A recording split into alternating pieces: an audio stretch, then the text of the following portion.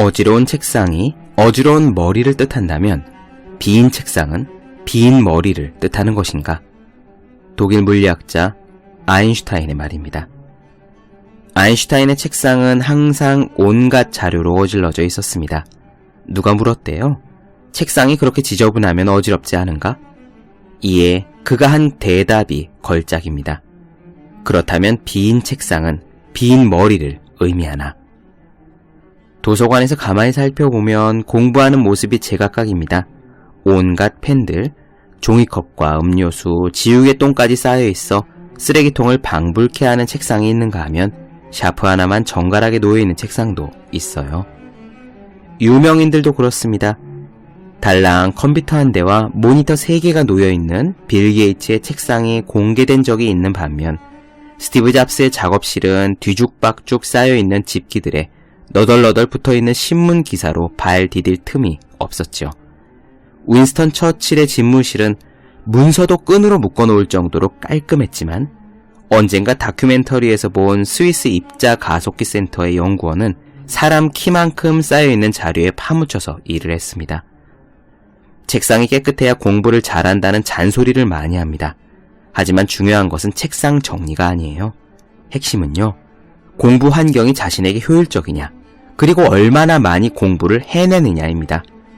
오히려 조금만 지저분해도 공부가 안 되는 편집증적인 성격은 공부에 방해가 될 수 있어요. 책상 정리에 스트레스를 받지 맙시다. 그저 더 열심히 공부합시다. 그러면 책상은 생태계처럼 자연스럽게 여러분의 공부 스타일에 맞춰질 겁니다. 365공 비타민, 공부가 잘 되는 책상 정리법의 한 대목으로 시작합니다.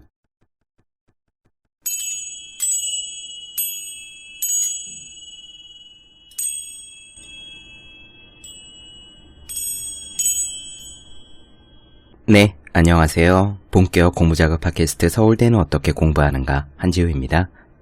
우리는 지금 마이클 싱어의 될 일은 된다를 나눠드리고 있습니다.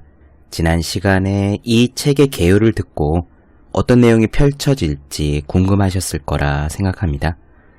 제가 확실히 말씀드릴 수 있는 것은요, 책 표지에 있는 문구, 마이클 싱어가 평범한 대학원생에서 교수, 건축업자, 프로그래머, CEO가 되었다는 프로필 요약으로는 다 담을 수 없는 놀라운 여정이 이 안에 담겨 있다는 점입니다. 엄청나게 커다란 성공이 기적처럼 이어지고 기적처럼 딱 필요한 사람들이, 딱 필요한 일들이 일어납니다. 그런 일들이 펼쳐지기 위해 마이클 싱어가 한 것은 한 가지예요. 자신의 호불호를 내려놓고 삶 자체를 신뢰한 것입니다. 개인의 호불호를 내려놓았다는 것은 이런 의미예요. 우리는 우리에게 자극이 다가올 때마다 그것에 대해 판단을 합니다. 아침에 창밖을 보니까 비가 내립니다. 그러면 우리는 부지불식간에 판단을 하죠. 출근을 해야 하는데 비가 오니까 짜증이 나네. 오늘 놀러 가기로 했는데 비가 오니까 큰일이네. 예비군 훈련이 있는 날인데 이렇게 비가 오면 실내 교육으로 대체를 할 테니까 잘 됐네. 날씨뿐만이 아닙니다. 일상의 모든 일이 그렇습니다. 회사에서 상사가 일을 시켰다고 생각해봐요. 혹은 다른 부서에서 도움을 요청했다고 생각해 보는 겁니다. 아니면 회사 업무가 개편되어서 팀이 갑자기 바뀌었다고 예를 들어도 좋습니다. 우리는 그 소식을 들은 즉시 판단을 내립니다. 좋아, 싫어. 나한테 유리해, 아니면 불리해. 그래서 자신이 내심 목표하고 있는 것, 그것이 쾌적한 등굣길이건 야유회가 되었건 직장에서의 성공이건 그 목표와 가까워지면 기뻐하고 멀어지면 기분이 나빠집니다. 나에게 왜 이런 안 좋은 일이 생기지? 하고 말이에요. 그런데 과연 이런 판단이 정확한 것일까요? 나의 호불호는 나의 경험과 지식에 의해서 나오는 판단입니다. 하지만 사실을 알지요. 나의 경험과 지식이 실로 얼마나 편협한지. 나에게 유리하고 불리한 것을 편협한 경험과 지식에 의해 판단한다는 뜻입니다. 마이클 싱어는 바로 여기에 의문을 가집니다. 이렇게 생각하고 사는 게 과연 옳은 것일까? 아니면 그냥 내버려둔 채 삶의 흐름을 주어지는 대로 따라가 보는 게 혹시 나에게 더 좋은 것이 아닐까. 바로 이 지점에서 마이클 싱어는 삶 자체를 신뢰하기로 한 거예요. 삶은 나보다 나 자신에 대해서 더 많이 알고 있다. 삶은 나에게 더 많은 것을 해주려고 예정하고 있다. 그러므로 당장 나의 호불호나 유불리는 내려놓고 그저 삶이 나에게 가져다 준 일을 최선을 다해 열심히 해보자. 이런 마이클 싱어의 결단이라고 할까요? 실험이라고 할까요? 이런 깨달음은요, 싱어가 했던 명상 가운데 찾아왔습니다. 명상이라고 해서 그 시작이 대단히 거창했던 것은 아닙니다. 오늘 이야기에서 나오겠지만 싱어는 그저 자신의 머릿속에서 자꾸 들리는 시끄러운 목소리들을 없앨 방법을 찾기 위해 명상을 시작한 것이었어요. 그럼 오늘의 이야기 따라가 보시죠. 시작하겠습니다.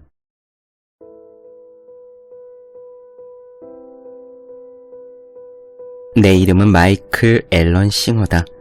내가 기억하는 한 아주 어렸을 때부터 사람들은 나를 미키라고 불렀다. 1947년 5월 6일 생인 나는 1970년 겨울까지는 아주 평범한 삶을 살았다. 하지만 너무나 심오한 어떤 일이 일어나면서 나의 인생은 영원히 달라지고 말았다. 1970년 겨울에 나에게 일어났던 일은 사실 강렬하거나 거창한 사건은 아니었다. 그것은 너무나 미묘하고 너무나 희미해서 알아차리지도 못한 채로 그저 지나쳤을 수도 있는 일이었다. 이제는 40년도 더 지난 일이지만 그 순간은 마치 어제처럼 기억이 생생하다. 나는 그때 조금 일찍 결혼을 하고 있었고 내 아내의 오빠 로니와 함께 우리 집 마루의 소파에 앉아 있었다. 나는 대학원을 다니고 있는 경제학도였고 아내의 오빠인 로니는 시카고에서 활동 중인 변호사였다. 이쯤에서 당시 내가 얼마나 분석적인 인간이었는지를 언급해 두는 것이 좋을 듯하다. 대학에 다니는 동안 나는 철학이며 심리학, 종교학 따위의 과목은 수강한 적이 단 한 번도 없다. 기호논리학, 고등미적분, 이론 통계학이 내 선택 과목이었다. 그러니 이런 상황에서 나에게 일어났던 일은 더더욱 놀라울 뿐이다. 가끔씩 로니가 집에 놀러오면 나는 할 일 없이 그와 함께 시간을 보내곤 했다. 바로 그날 1970년에 있었던 그 운명의 날에도 로니는 나와 함께 소파에 앉아 있었다. 그때 우리가 정확히 무슨 얘기를 했는지는 기억나지 않는다. 그저 평소처럼 느긋하게 잡담을 나누던 중에 잠시 어색한 침묵이 흘렀다. 침묵이 불편해진 나는 나도 모르게 다음에 무슨 말을 해야 될지 할 말을 찾고 있었다. 물론 이전에도 이런 상황에 처한 적은 여러 번 있었다. 그러나 이번에는 왠지 느낌이 좀 달랐다. 예전처럼 어색해하면서 할 말을 찾는 대신에 나는 내가 불편함을 느끼면서 할 말을 찾고 있다는 사실을 알아차렸다. 태어나서 처음으로 내 마음에서 떨어져 나와 그것을 지켜본 것이다. 몇 분간 나는 그 어색한 침묵을 어떤 말이든 메꿔보려고 애쓰는 나를 지켜보며 그저 앉아 있었다. 나는 내 머릿속에서 이런 말을 할까 저런 말을 할까 제잘되는 신경증적인 목소리가 있다는 사실을 알았다. 그리고 그 목소리가 다음과 같은 말을 해대는 것을 지켜보았다. 날씨가 참 좋지 않나요? 뭐 좀 드실래요? 대통령이 어제 무슨 일 했는지 뉴스 보셨어요? 이런 식으로 머릿속에서 목소리들이 제잘거리다가 마침내 내가 입을 열어 말했을 때 내뱉은 말은 이랬다. 머릿속에 떠들어대는 목소리가 있다는 사실을 알아차린 적이 혹시 있나요? 로니는 약간 이상하다는 듯한 표정으로 나를 쳐다보다가 갑자기 눈을 반짝였다. 아, 자네가 무슨 얘기를 하는지 알겠어. 내 목소리도 당최 입을 다물질 않아. 로니의 대답에 우리는 웃었고 그 순간은 그렇게 별일 없이 지나갔다. 하지만 내 인생은 아니었다. 내 인생은 그렇게 아무 일 없었다는 듯이 흘러가지 않았다. 내 인생은 이전과 같아지지 않았다. 나는 끊임없이 마음속을 지나가는 생각, 내 마음속의 목소리를 지켜보는 존재가 되었다. 샤워를 할 때면, 몸을 씻고 있을 때 내 마음속의 목소리가 뭐라고 제잘대는 것을 들었다. 누군가와 함께 대화를 하고 있으면 상대가 하는 말을 듣지 않고 내 차례가 되었을 때 무슨 말을 할지 미리 궁리하고 있는 내 마음속의 목소리를 들었다. 말할 필요도 없이 나는 오래 지나지 않아서 이 새롭게 발견한 머릿속의 목소리에 정말 짜증이 나기 시작했다. 그건 영화관에 앉았는데 바로 옆자리의 사람이 한시도 쉬지 않고 계속 떠들어대는 것과 같았다. 나는 그 목소리를 멈추고 싶었다. 나는 내면의 침묵을 간절히 원하기 시작했다. 저 첫 번째 경험이 있은 지 며칠 만에 내 삶은 변하기 시작한 것이다. 친구들이 놀러와도 더 이상 즐기지 못했다. 나는 친구들 사이에서 내 마음속의 목소리에게 제발 좀 수다를 그쳐달라고 말했다. 당연히 먹히지 않았다. 어떤 방법도 소용이 없는 것 같았다. 목소리가 말하는 내용을 바꿀 수는 있어도 말 자체를 일정 시간 이상 멈추게는 할 수 없었다. 나는 내 안의 목소리를 지켜본다는 게 어떤 건지를 알았다. 하지만 그 목소리가 완전히 멈춘다는 게 어떤 것인지를 그때는 알지 못했다. 그러나 내가 진짜 알지 못했던 것은 내가 곧 떠나게 될 내 인생의 대변혁이었다. 새롭게 알게 된 이 머릿속의 목소리를 지켜보는 내 안에는 두 개의 힘이 생겨났다. 하나는 그것을 입 다물게 만들고 싶다는 욕망이었고, 다른 하나는 그 목소리의 정체가 무엇이며 어디서 왔는지를 이해하고 싶어하는 호기심이었다. 나는 내가 발견한 내 머릿속의 목소리에 대해 알고 싶었고, 내가 누군지, 즉 이 모든 것을 경험하고 있는 내면의 존재가 누구인지를 알아내고 싶었다. 그래서 나는 학교 도서관에 붙박이처럼 앉아있기 시작했다. 경제학 책이 아닌 심리학 책을 뒤적이면서 말이다. 사람들이 머릿속에서 떠들고 있는 이런 목소리를 눈치채지 못할 리가 없었다. 나는 내 질문에 대한 답을 찾을 수 있을까 싶어 프로이트를 훑었다. 책을 읽고 또 읽었지만 내면에서 자꾸 나오는 이 목소리를 직접 언급하는 책은 찾지 못했다. 한번 생각해보라. 어느 날 잠에서 깼는데 사방에서 수다를 떠는 소리, 소음이 들려온다고 생각해보라. 소리를 멈추고 싶지만 어떻게 멈춰야 할지 전혀 감이 오지 않는다고 생각해보라. 그 목소리가 내게 하고 있는 일이 바로 그러했다. 한 가지 사실만은 명확했다. 그 목소리는 그 전부터 늘 말을 하고 있었다. 다만 그 속에 너무 빠져있는 바람에 그것이 나와는 별개라는 사실을 알아채지 못했을 뿐이다. 물 밖에 나와서야 비로소 자신이 물 속에 있었다는 사실을 깨달은 물고기처럼 말이다. 나는 한시도 쉬지 않고 말하는 마음의 목소리가 싫었다. 정말로 간절히 멈추고 싶은 귀에 거슬리는 소음과도 같았다. 하지만 그것은 멈추지 않았다. 지금으로선 꼼짝없이 그것과 같이 살아야 할 판이었다. 그렇게 수개월이 지났다. 나는 여전히 홀로 심리학 책을 틈틈이 뒤적이면서 마음속의 목소리를 없앨 방법을 찾고 있었다. 그러다가 전혀 예상치 못한 곳에서 도움의 손길이 도착했다. 나와 같은 대학원 친구 중에서 책을 많이 읽는 친구가 하나 있었는데, 그 친구가 어느 날 도움이 될지도 모르겠다면서 내게 책 한 권을 주었다. 필립 카플로가 지은 선의 세 기둥이라는 책이었다. 당시 나는 선불교에 대해서는 아는 바가 전혀 없었다. 나는 종교에는 거의 관심이 없는 지식인이었다.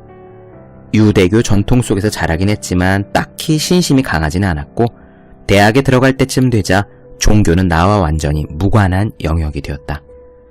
나는 선불교에 대한 그 책을 훑어보기 시작했는데 고작 몇 분 지나지 않아 이것이 내면의 그 목소리를 다루고 있는 책임을 단박에 깨달았다.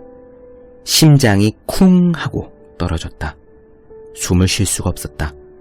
분명 이 책은 목소리의 주절거림을 멈추는 법에 대해 이야기하고 있었다. 구구절절 마음을 입다물게 만드는 법에 대해서 얘기하고 있었다. 책에서는 마음의 배후에 있는 자를 참자라는 용어로 지칭했다. 내가 그토록 찾고 있던 것을 드디어 찾은 것이다. 그런데 이 책은 수천 년에 걸쳐 내려온 목소리에 대한 지식을 담고 있을 뿐만 아니라 그 수다스런 목소리로부터 해방되는 방법까지 분명히 기술하고 있었다. 나는 이 의문들에 대한 답을 온몸이 떨리도록 알고 싶었다. 사실을 말하자면 알고 싶다 정도가 아니라 이 답을 꼭 알아야만 했다. 그 목소리 때문에 돌아버릴 지경이었으니까. 선의 세 기둥이 말하는 바는 매우 분명했다. 마음을 조용히 침묵시키는데 필요한 행동을 하라. 그리고 그 필요하다는 행동 역시 모호하지 않고 명확했다. 바로 명상이었다. 이 책은 이미 수천 명 이상의 사람들이 효과를 본 확실하게 믿을 만한 방법을 제시하고 있었다.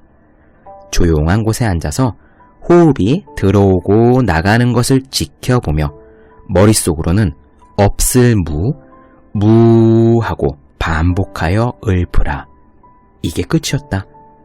이것을 매일 조금씩 시간을 늘려가며 실천하기만 하면 되었다. 하지만 그때 내게는 명상을 같이 할 집단도 스승도 가르쳐줄 사람도 없었다.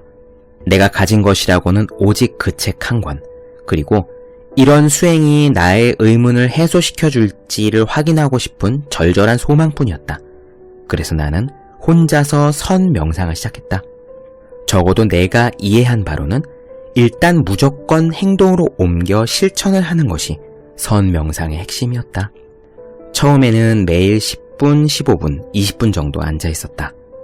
일주일이 지나자 그 시간을 30분씩 하루에 2번으로 늘릴 수 있었다. 폭죽처럼 터지는 끝내주는 통찰 혹은 깊은 경험은 일어나지 않았다. 하지만 호흡에 집중하는 것만으로도 내 의식은 쉴 새 없이 떠드는 목소리로부터 확실히 떨어져 나옴을 알았다. 머릿속으로 무 하고 소리를 내고 있으면 그 목소리는 더 이상 평소처럼 정신 나간 소리들을 짓거리지 못했다. 나는 금세 이 연습이 좋아지기 시작했고 명상 시간이 빨리 오기만을 기다렸다. 이렇게 틈틈이 명상을 하다가 어느 호숫가에서 나는 꽤 깊은 명상에 빠져들게 된다. 2시간 혹은 3시간이 흘렀을까? 그것은 내가 의도하지 않은 명상이었다. 우연히 앉은 어느 호숫가에서 나는 평상시와는 달리 꽤 깊은 명상에 들었던 것이다. 엄청난 고요가 밀려들어왔다. 끝없이 평화로웠다. 내 몸은 완전히 고요했고 어떠한 생각도 존재하지 않았다. 호숫가 옆에서 나는 몇 시간 동안 그렇게 명상 상태에 있었다. 명상을 마치고 마침내 자리에서 일어났을 때 몸의 움직임이 낯설게 느껴지는 것을 깨달을 수 있었다. 내가 한 걸음씩 걸음을 내디딜 때마다 발의 아주 작디작은 낱낱의 근육의 움직임까지 모두 느껴지는 듯 했다. 내가 완전히 각성해서 집중력이 정말 살아있는 것처럼 느껴졌다. 나는 혼자서 명상을 했던 2-3시간 동안 어떤 경험을 했는지 지인들에게 설명하거나 묘사할 필요를 느끼지 못했다. 모든 것이 너무나 아름다웠고 고요했던 경험, 그 고요했던 경험을 나는 계속 갖고 싶었다. 이제 조금씩 정말 명상이 재미있어지기 시작했다. 나는 명상을 조금 더 길게 하기 위해 매일 새벽 3시에 일어났다. 시간이 되고 앉아있을 곳만 있으면 하루에도 몇 번씩 짧게 명상을 했다. 삶에서 외부적인 생활이 차지하는 부분은 아주 적어졌다. 나는 틈나는 대로 자리에 앉아 호흡을 가다듬는 명상가가 되고 있었다. 하지만 오래 지나지 않아 이 내면의 변화의 버금가는 외부의 변화가 시작됐다. 그 시작은 내 아내 셸리로부터 왔다. 어느 날 그녀는 내게 이렇게 말했다. 이제 각자의 길을 갈 때가 된 것 같다고. 그녀의 통보는 정말이지 나를 충격으로 몰아넣었다. 결혼한 지 1년 반밖에 되지 않았지만 연애 시절까지 포함해서 지난 몇 년간 내 인생은 그녀를 중심으로 돌아가고 있었던 것이다. 나는 그녀를 붙잡아 보려고 애썼지만 소용이 없었다. 내가 정말로 그녀를 사랑한다면 놔주는 게 옳았다. 그렇게 명상을 시작한 지 얼마 안 된 나는 내 아내와 이혼을 하게 되었다. 네, 어떻게 들으셨습니까? 오늘 내용은 마이클 싱어가 왜 명상을 시작하게 되었는지, 그리고 원래는 명상, 종교 이런 것과 아무 관계가 없는 정말 분석적인 경제학도였는데 마음의 목소리를 눈치챈 어느 순간부터 우연히 명상의 길에 접어들어 스승이나 도반도 없이 혼자서 꼬물꼬물 명상을 해나갔던 이야기 나눠드렸습니다. 그냥 가만히 앉아서 조용히 있는 것이 좋아 혼자서 명상을 즐기던 마이클 싱어는 딱 한 번은 호숫가 옆에서 2-3시간 정도 깊은 명상을 경험했다고 했죠. 그리고 그때를 계기로 점점 더 명상이 재미있어집니다. 우리가 일반적으로 나를 보다 나은 존재로 만들고 싶어서 명상을 한다고 하는데, 이렇게 명상을 시작했으면 마이클 싱어의 삶도 즉각적으로 나아져야 하잖아요. 하지만 명상을 시작한 이후 마이클 싱어에게 먼저 들이닥쳤던 일은 아내로부터의 이혼 통보였습니다.